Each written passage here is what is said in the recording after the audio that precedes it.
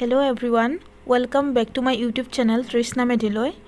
আজি মই আপোনালোকৰ ওচৰত Polity and Indian Constitutionৰ ওপৰত কেইটামান question answer share কৰিম। আশা কৰিছো আপোনালোকে ভিডিওটো শেষলৈ চাই থাকিব। First question to হ'ল How many schedules are there in the Constitution of India at present? বৰ্তমান ভাৰতৰ সংবিধানত কেইটা অনুসূচী আছে?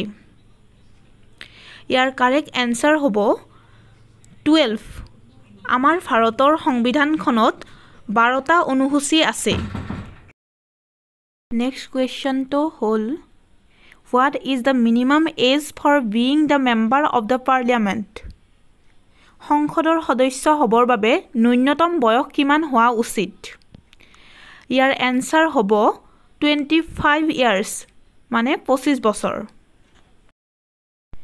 Next question to lo akbaro When was the first meeting of the Constituent Assembly of India held? ভাৰতৰ সংবিধান সভাৰ প্ৰথম অধিৱেশন কেতিয়া অনুষ্ঠিত হৈছিল? ইয়াৰ এনসাৰটো হ'ব 9 ডিসেম্বৰ 1946 9 ডিসেম্বৰ 1946 চনত আমাৰ ভাৰতৰ সংবিধান সভাৰ প্ৰথম অধিৱেশনখন অনুষ্ঠিত হৈছিল ঠিক আছে Who is the executive head of the Indian Union? ভাৰতৰ যুক্তৰাজ্যৰ কাৰ্যকৰী মুৰব্বী কোন? ইয়াৰ এনসাৰটো হ'ব প্ৰেসিডেন্ট নে ৰাষ্ট্ৰপতি।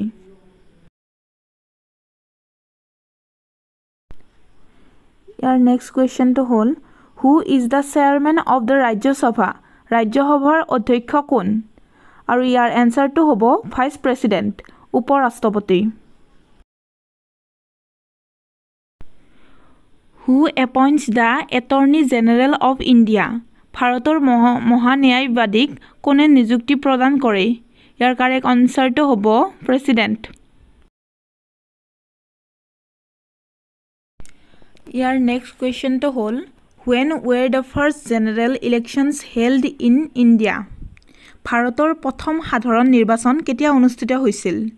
আৰু ইয়াৰ কাৰেক্ট আনসাৰটো হ'ব 1952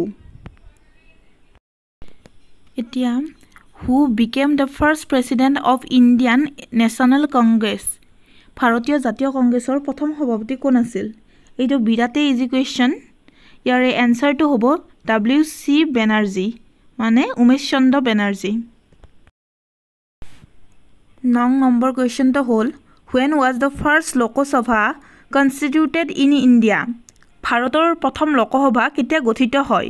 ইয়াৰ কাৰেক্ট আনসাৰটো হ'ব April 17, 1952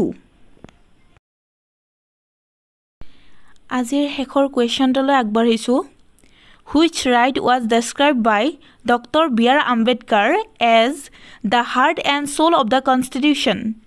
কোনটো অধিকাৰক ডক্টৰ B.R. আম্বেদকাৰে সংবিধানৰ হৃদয় আৰু আত্মা স্বৰূপে বৰ্ণনা কৰিছে আৰু ইয়াৰে কাৰেক্ট আনসাৰটো হ'ব Right to Constitutional Remedies সাংবিধানিক প্ৰতিকাৰৰ অধিকাৰক ডক্টৰ B.R. আম্বেদকাৰে সংবিধানৰ হৃদয় আৰু আত্মা স্বৰূপে বৰ্ণনা কৰিছে ঠিক আছে আৰু যদি আপোনালোকৰ মোৰ ভিডিওটো চাই ভাল লাগিলে তেন্তে লাইক কমেন্ট শ্বেয়াৰ আৰু সাবস্ক্ৰাইব কৰিবলৈ নাপাহৰিব থ্যাংক ইউ